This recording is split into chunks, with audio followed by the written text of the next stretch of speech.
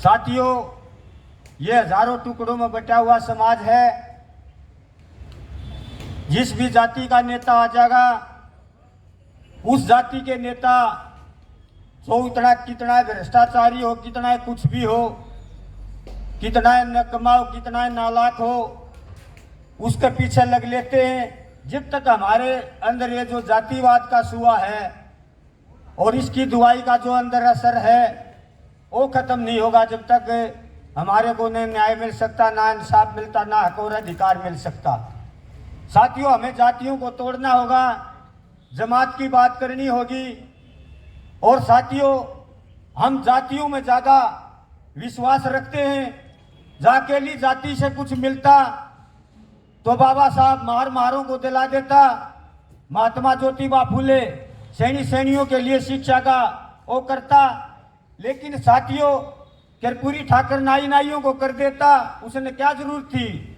उसने कहा जो सामाजिक न्याय जो की बात उन्होंने की, जो लाचार बेबस कमजोर लोग हैं, अति पिछड़े वर्ग के लोग हैं, दस्तकार जातियां हैं, उनके लिए उसने ऐसा फार्मूला तैयार किया। आज उस फार्मूले को पूरे देश में लागू किया जा रहा है। और साथियों, ये भारतीय जनता पार्टी की ऐसी गजब की सरकार आई है, जिन महापुरुषों ने संघर्ष करके हमारे को यहां तक पहुंचाया, ये उस तमाम हक और अधिकार से वंचित करना चाहती है।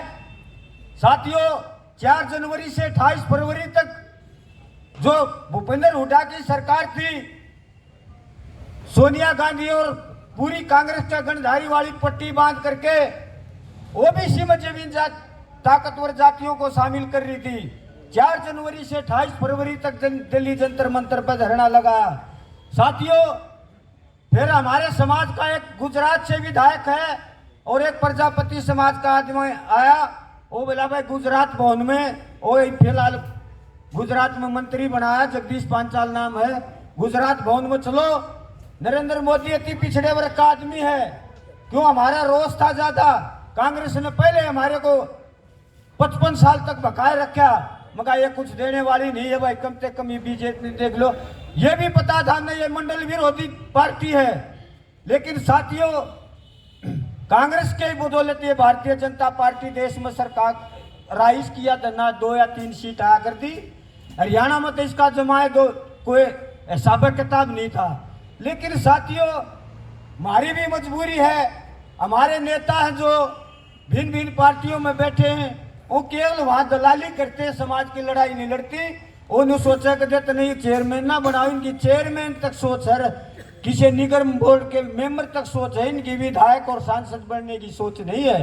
साथियों, जब हमने नहीं बनाते तो मारो लात, जब वो हमारे को दे कुछ नहीं रहे तो हमने नहीं जाना चाहिए वहां।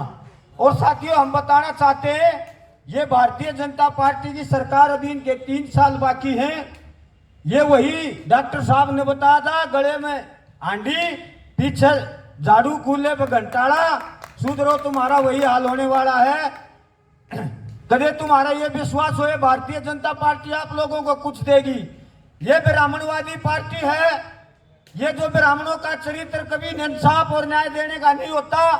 इस देश में 3.5% आबादी के लोग, देश में 43 यूनिवर्सिटी हैं, उनके चांसलर ब्राह्मण हैं।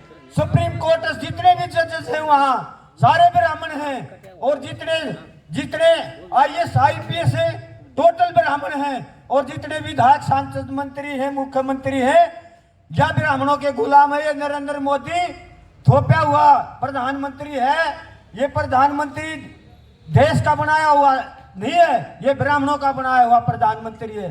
तो साथियों, ये गुलाम प्रधानमंत्री है। ये ओबीसी का नाम लेकर इसने हमारी पीठ में छुरा घोंपने का काम किया है।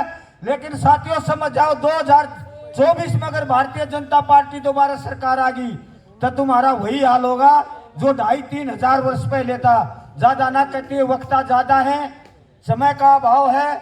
और साथियों, हम तो 1990 में लगे थे, कभी पैदल यात्रा, कभी साइकिल रैली, कभी धरना, कभी प्रदर्शन। और भाई सारी अनमैरिड रहे, शादी नहीं कराई, मगर जब तक समाज को इंसाफ नहीं मिलेगा हम भाई लड़ाई लड़ते रहेंगे। ना हम किसी की खुशी, चाहे भजन लाल की सरकार हो रही हो, चाहे बंसी लाल की रही हो, चाहे चौधरी भूपेंद्र हुड्डा की हो, चाहे तैमूर लंकी चौधरी ओम प्रकाश चौटाला की रही हो और चाहे खट्टर की रही हो, अपन तो भाई सारी जिंदगी रोड़ा पर रहे हैं, ना किसी की लाठी का डर दे ना किसी की गोली का डर दे। हम भीषम की ढाल 200 साल का 300 साल का पट्टा नहीं लखवा के ला रहे। लड़ाई लड़ेंगे, मजबूती से लड़ेंगे।